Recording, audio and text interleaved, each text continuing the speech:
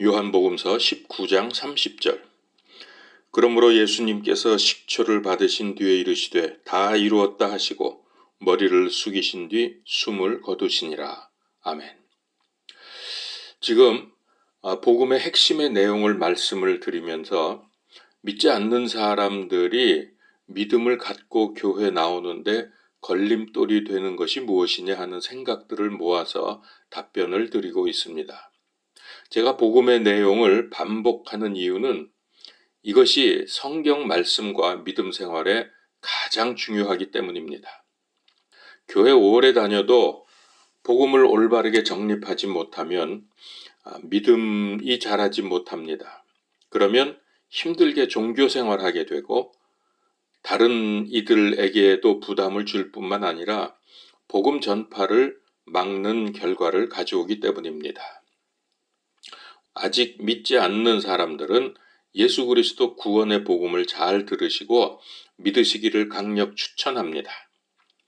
그리고 기존에 믿고 교회 다니시는 분들은 복음을 잘 정립하셔서 믿지 않는 사람들의 질문에 답변할 수 있는 준비를 하시고 주변에 믿지 않는 사람들이 이 말씀을 들을 수 있도록 공유해 주시기를 바랍니다. 베드로전서 3장 15절에 오직 너희 마음속에서 주 하나님을 거룩히 구별하고 너희에게 너희 속에 있는 소망의 이유를 묻는 모든 사람에게 온유함과 두려움으로 대답할 것을 항상 준비하라고 하셨습니다. 제가 앞 영상에서 다룬 내용들을 돌아보면 믿지 않는 사람들을 위해서 답변을 한 것들, 첫 번째는 교회 다니면 가고 싶은데 맘대로 못 가고 하고 싶은 것 맘대로 못하고 시간 뺏기고 자유를 제한받는다에 대한 답변을 했고요. 두 번째로 나는 하나님께 나아갈 만큼 착하지 않다. 그래서 교회 못 나가겠다는 거죠. 세 번째, 술, 담배를 끊지 못해서 못 나간다. 네 번째, 죄가 많아서 못 나간다. 이런 말씀들을 하면서 교회에 나오기를 주저하는 분들이 있습니다. 그래서 이제 거기에 대한 답변을 드렸고요. 자, 이렇게 네 가지에 대한 말씀을 지난 영상에서 다루었고요. 자, 오늘은 다섯 번째와 여섯 번째. 다섯 번째는 종교 생활을 하면 고행이다 라고 하는 생각. 그 다음에 여섯 번째, 헌금도 부담된다고 하는 생각입니다. 그리고 이제 그 다음에 계속해서 말씀드리려고 하는 것은 일곱 번째, 교회 다니는 사람들이 더 나쁘다. 여덟 번째, 하나님께서 살아계시는데 왜 세상이 이 모양이냐?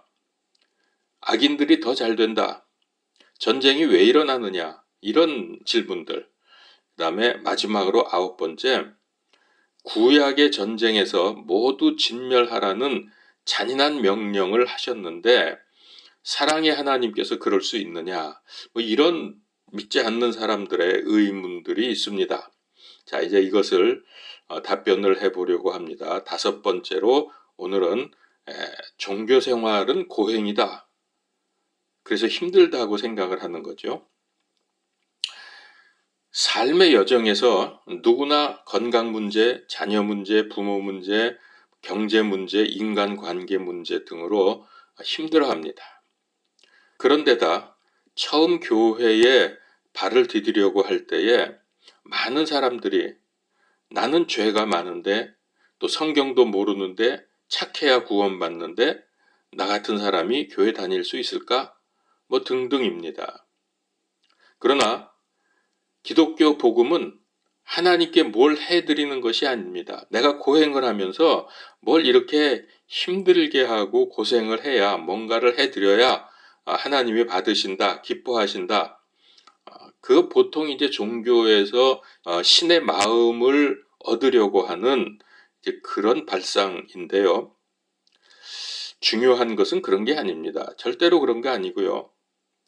다시 말씀드리지만 기독교 복음은 하나님께 뭘 해드리는 것이 아니라 하나님께서 나에게 무엇을 해주셨는지를 아는 것이 핵심입니다. 선물을 주고받죠. 선물은 주는 사람이 있고 받는 사람이 있는데 누가 선물값을 치루었습니까?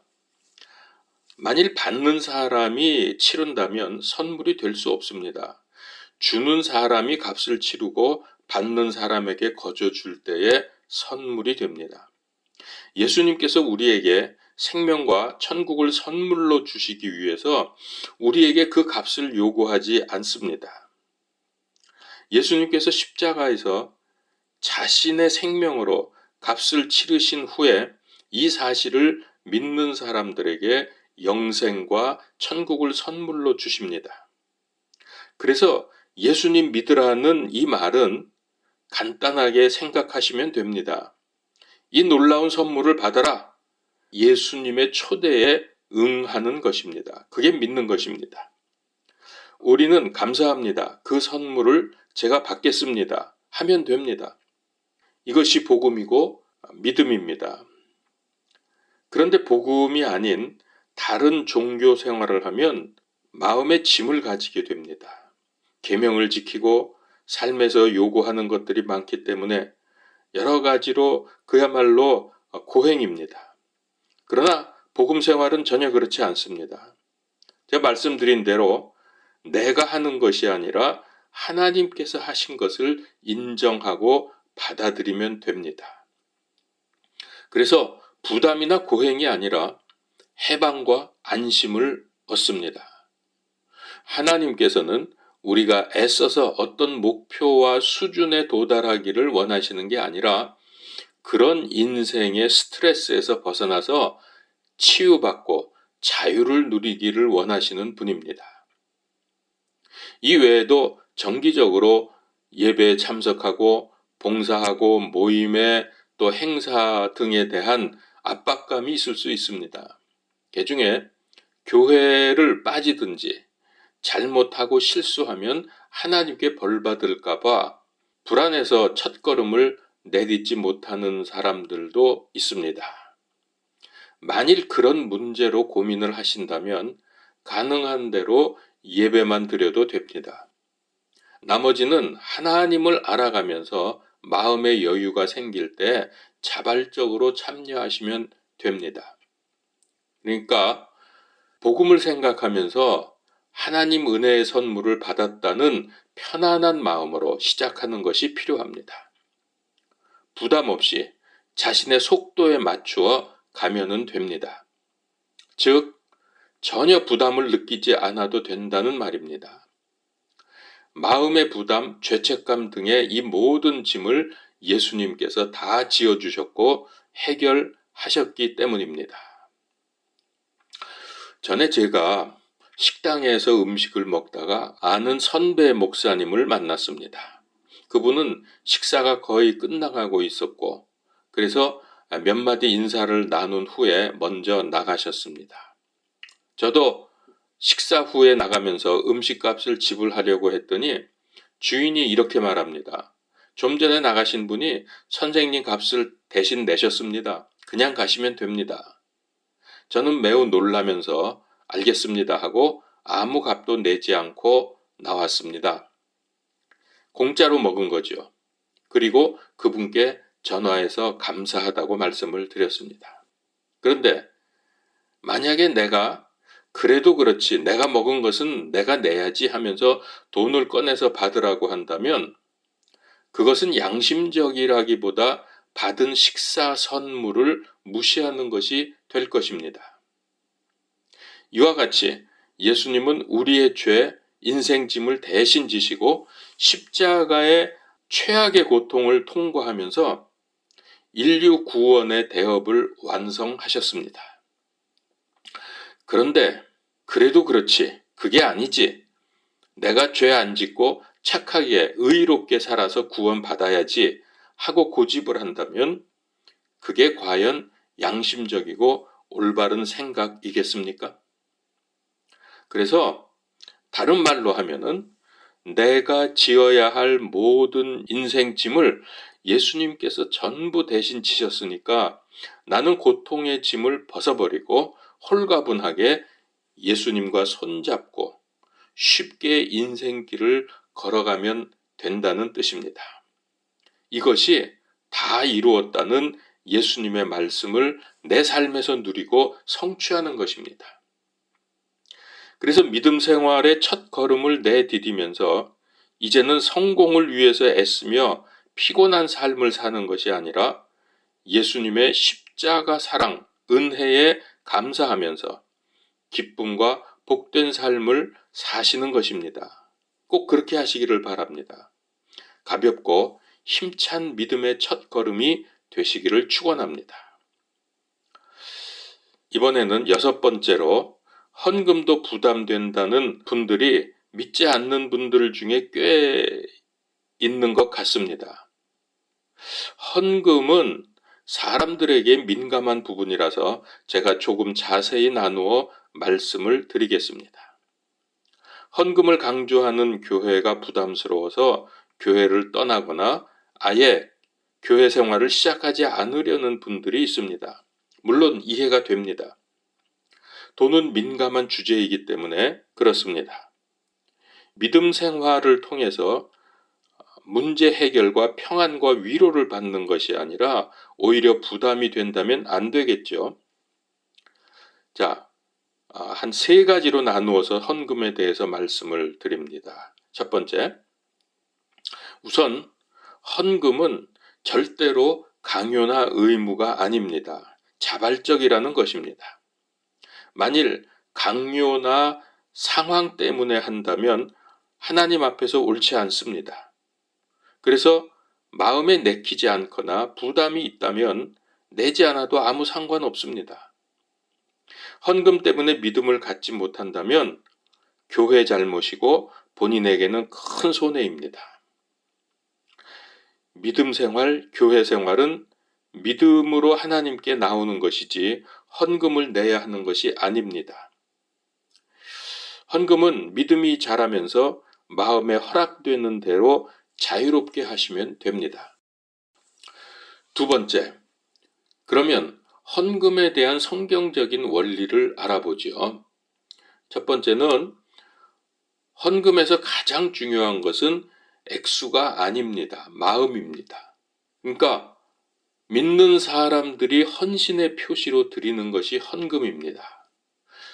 하나님께서 돈이 모자라서 사람들의 돈을 요구하는 분이 아닙니다. 우리의 마음을 원하십니다. 우리의 마음을 드리는 것입니다. 그래서 예수님께서는 성전에서 큰 액수의 헌금을 한 부자와 가난한 과부의 적은 헌금에 대해서 이렇게 말씀하셨습니다. 누가복음서 21장 3절입니다. 이르시되 진실로 내가 너희에게 이르노니 이 가난한 과부가 그들 모두보다 더 많이 넣었도다. 이들은 다 풍족한 가운데서 하나님의 헌물을 넣었거니와 그 과부는 빈궁한 가운데서 자기가 가진 생활비 전부를 넣었느니라. 자, 이렇게 말씀하신 이유는 하나님께서는 사람의 외적인 것이 아니라 내적인 마음의 중심을 보기 때문입니다. 한 소년이 다니던 교회에서 특별 선교 헌금 시간이 있었습니다. 너무나 가난해서 하나님께 헌금을 드리고 싶었지만 돈이 없었습니다. 근데 헌금 바구니가 앞에 오자 그는 헌금 바구니를 바닥에 내려놓아 주세요 하고서 바구니 위에 올라섰습니다. 그리고 하는 말, 나는 드릴 돈이 없으니 제 몸을 하나님께 바칩니다. 이게 누구냐 하면 리빙스톤의 어린 시절 이야기입니다. 어렸을 때 자신의 몸을 드리겠다고 말한 리빙스톤은 자라서 의사와 선교사가 되었고요. 당시 백인들의 무덤이라고 불리던 아프리카 대륙의 복음화, 노예 무역 폐지를 위해서 평생을 바쳤습니다. 하나님께서는 그의 마음을 받으시고 위대한 삶으로 인도하셨습니다. 사무엘상 16장 7절에 주께서는 사람이 보는 것처럼 보지 아니하시나니 사람은 겉모습을 보나 주께서는 마음을 보시느니라. 그러니까 헌금은 얼마냐가 아니라 그 사람의 형편과 마음의 중심이 중요합니다. 그리고 두 번째로 말씀드릴 거는 헌금을 마지 못해서 체면 때문에 혹은 자신을 드러내려고 드린다면 하나님께서 받지 않으십니다. 자발적이고 기쁨으로 드리는 헌금을 받으십니다. 부담감, 의무감, 죄책감으로 드리지 말라는 뜻입니다. 고린도후서 9장 7절 저마다 자기 마음속에 정한 대로 낼 것이요 마지 못해 하거나 억지로 하지 말지니 하나님께서는 즐거이 내는 자를 사랑하시느니라. 자, 헌금은 다른 종교들처럼 구원받기 위해서 혹은 복을 받기 위한 조건이 아닙니다. 예수 그리스도 믿어서 구원받은 사람이 그 은혜에 감사해서 기쁨으로 드리는 것이 헌금입니다. 그래서 아직 마음의 준비가 되지 않았든지 부담이 된다면 억지로 하지 않아도 됩니다. 마음의 준비가 되면 그때 하십시오. 그래도 헌금 주머니가 내 앞에 왔는데 그냥 패스하기가 힘들다면 요즘은 교회 입구에 헌금함을 놓아서 예배 시간에 주머니를 돌리지 않는 교회도 많이 있습니다. 진정 중요한 것은 믿음을 갖는 것이니까 헌금이 방해거리가 되지 않기를 바랍니다. 한 가지 더 말씀을 드리면 이것이 사실은 가장 중요합니다. 헌금의 가장 기본적이고 중요한 생각은 청지기 사상입니다. 나의 모든 것, 돈, 집, 차, 시간, 재능 등 심지어 나의 생명, 나의 자녀들까지 다 하나님께서 나에게 맡겨주셨다는 생각입니다. 그러니까 내 것은 없고 다 하나님 것인데 내게 잠시 맡겨주셨다. 그래서 나의 모든 것은 하나님을 위해서 사용해야 한다. 이것이 그리스도인 삶의 원리입니다. 그래서 헌금에 대해서 말씀을 드리면 내 돈 중에 얼마를 드린다는 생각이 아니라 하나님께서 맡기신 것 중에 일부를 하나님께 돌려드린다는 마음으로 하면 가장 좋습니다. 그러면 헌금이 생색이나 자랑이 될 수 없고요. 부담이나 억지로 하지 않게 됩니다. 원래 하나님 것이니까요. 시편 24편 1절 땅과 거기에 충만한 것이 주의 것이요 세상과 그 안에 거하는 자도 그러하니 역대상 29장 14절에도 모든 것이 주께서 나오니 우리가 주의 것에서 주께 드렸을 뿐이니이다. 하나 더 말씀드리죠. 학개서 2장 8절 은도 내 것이요 금도 내 것이라 만군의 주가 말하노라. 그래서 이 생각, 청지기, 즉 맡겨주셨다고 하는 생각을 가지면 한결 마음이 편해지실 것입니다. 자, 이제 크게 세 번째로 이제 가장 관심이 많다고 할까요? 하는 부분, 헌금의 사용에 대해서 말씀을 드리겠습니다. 이제 부정적인 생각을 가지신 분들은 헌금하면 목사가 다 갖는다. 교회 안에서 자기들끼리만 다 사용하고 자기들끼리만 써버린다 등의 생각을 하고 또 말을 그렇게 하는 걸 저도 들었습니다. 그런데 이게 다라면 정말로 그건 잘못된 사용 방법이죠. 그러나 이런 이유 때문에 내 믿음을 포기하면 안 됩니다. 성경에서 어떻게 사용하느냐에 대한 말씀을 찾아서 그대로 하면 됩니다. 교인들이 감사와 기쁨으로 한 헌금은 올바로 사용되어야 합니다. 자, 우선 현실적으로 필요한 비용을 지출해야 합니다. 전문적으로 교회 일을 하시는 분들, 목사님, 또 전도사님들, 직원들, 그들의 삶을 위해서 사례비가 지출이 돼야 되고요.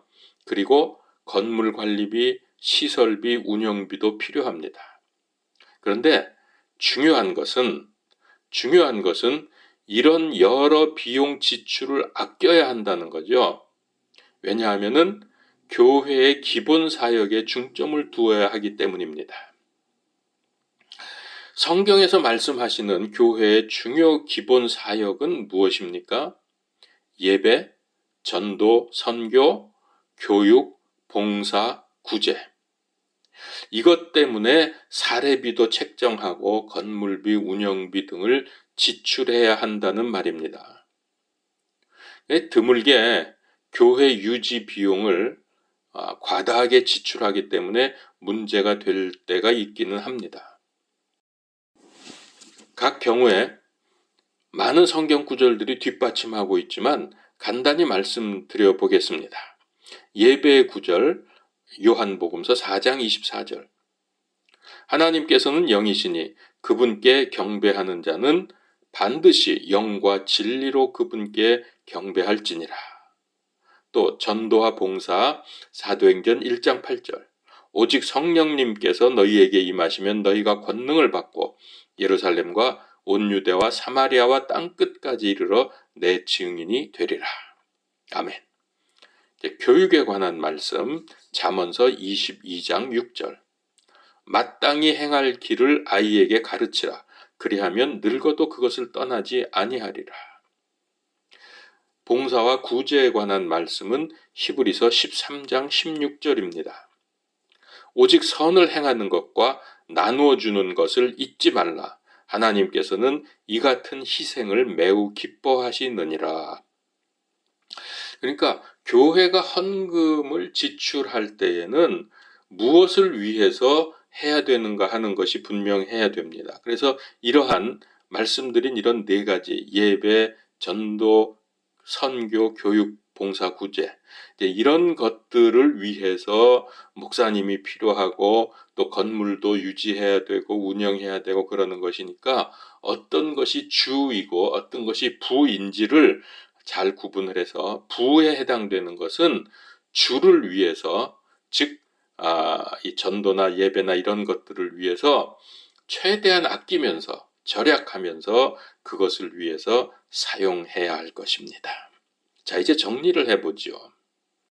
헌금은 내 모든 것의 주인은 내가 아니고 하나님이심을 인정을 하고서, 이게 청직이죠.